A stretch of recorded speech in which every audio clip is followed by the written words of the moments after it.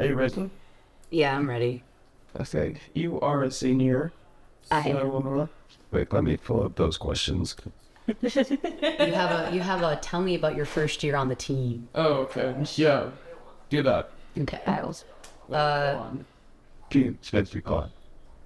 Okay. So my first year on the team, we were coming back from COVID. So the team had a lot of rebuilding to do. Basically, the rookies and the vets were equal in number, and the vets had like a really huge task before them to train us and get the team to be as competitive as it is today. And I really have to shout out my rack mom, Celia White. She was incredible, and equipped lifting really challenged me to get in tune with my body in a way that I've never been asked to before. It's a really unique opportunity I think is super special about this team. Compare yourself from your first year to now.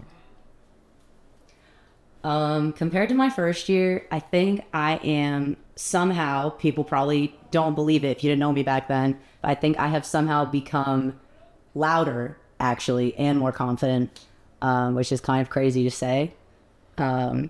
Also, compared to the first year, I feel like I have absorbed all of these amazing qualities being surrounded by women that I admire like 12 plus hours a week for 4 years.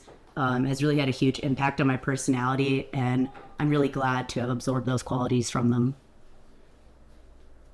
How do you feel you contributed to the culture of the team? I would say contributing to team culture, I'm pretty well known for not having my feet on the ground. I prefer to be upside down, and I like to hope that when I am catching a beat, other people catch a beat with me, and we can be really goofy. Yeah. Do you have any shout outs for like any specific other seniors or anyone else? Yeah, I really got to shout out Short Rack. They're incredible when it comes to their creative loading processes on the bar, their silly dance moves, their ability to be so unserious. I just really appreciate that about them. Because at the end of the day, these are people that you're committing to spending time with over and over again for years. I also have to shout out Charlie. Charlie has handled me for multiple years, and he was women's team MVP. So shout out Charlie for putting up with my whole rack's up and downs, honestly. I have to shout out Amanda, who is the most amazing, thoughtful friend and balances it with being our amazing president.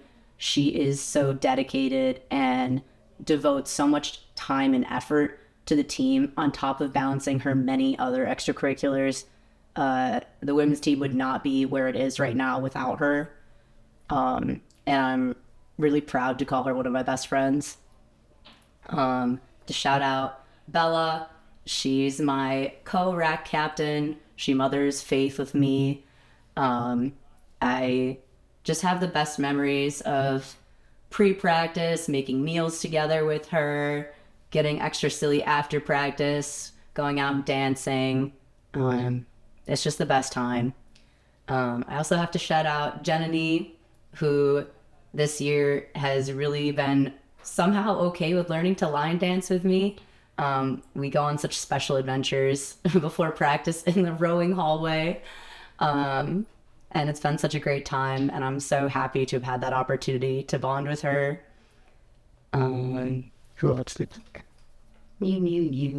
Oh, and finally, I have to give a shout out to Kate, who is the most capable collegiate coach there is.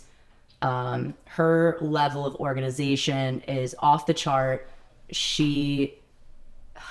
Kate just like, everyone should envy her drive. It's limitless, and it really shows. She was there when the team was rebuilding and made us as competitive and as close-knit as we are now. So she's just a very special person who pulls the most insanely long hours to be with us until past 11:30 at night some weeks. So, yeah, shout out. I really hope that doesn't. You know them. Yeah. I think it should be fine. Okay, orientation. What are your plans after graduation? Visiting and otherwise. Post grad, I'm moving to do a PhD in physical chemistry, and I plan to keep lifting depending on where I go. If I'm in Texas, you'll see me with some gear on for sure. What will you miss most about the team? Honestly, I am gonna miss the like absolutely absurd things that come out of the women's team members' mouths. These divas, I get so much inspiration for my daily little quips from them.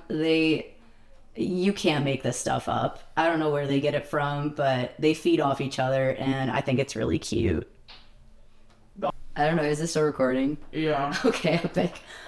Wait, I have one more thing to say. Okay. Oh, the other thing I'm gonna really miss about this team is having really regularly scheduled hangouts with my friends. That's like the best part about college, I think, is that all your friends are in one place, and it only happens once, and I am so grateful that it happened.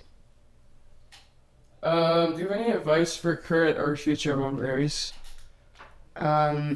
Yes, I do. First, I want to tell the current and future members that it really is about enjoying the process. It is not about where you end up. And it sounds cheesy, but when it comes to equipped, like, you could be squatting a truck one week and have a back injury and, not do well at your meet. It comes with equipped. You got to roll with it, and you need to be in love with the process if you want to be happy. And on a less life type note, my other advice to people putting on a bench shirt, whether it's your first time, your millionth time, if you cannot row that bar down to your chest, add 10 kilos and try again, man. Like, please, please add 10 kilos for me. Okay, and do you have are there any goals, milestones that you feel are important to your journey?